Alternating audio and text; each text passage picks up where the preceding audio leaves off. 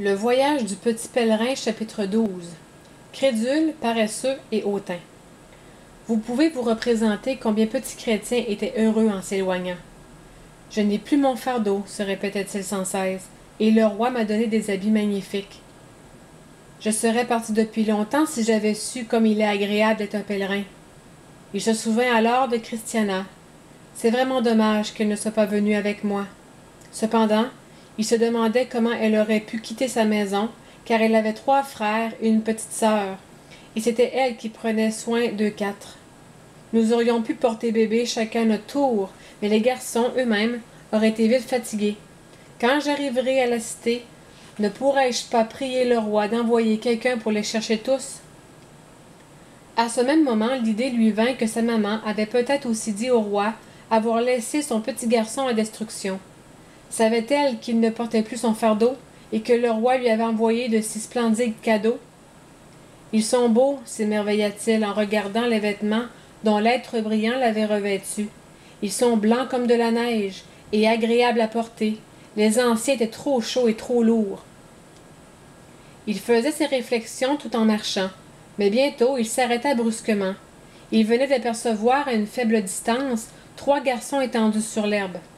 Ils dormaient profondément, et leurs pieds étaient liés ensemble par des chaînes de fer. Ces enfants s'étaient étourdiment détournés du droit chemin pour se reposer un peu, car il faisait très chaud ce jour-là, et le sommeil les avait gagnés.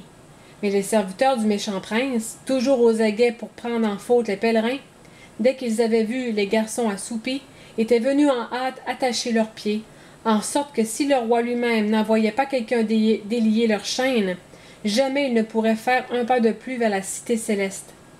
Chrétien comprit qu'il aurait tort de poursuivre sans les avertir du danger qu'ils couraient. Il essaya donc de les réveiller. « Levez-vous, dit-il.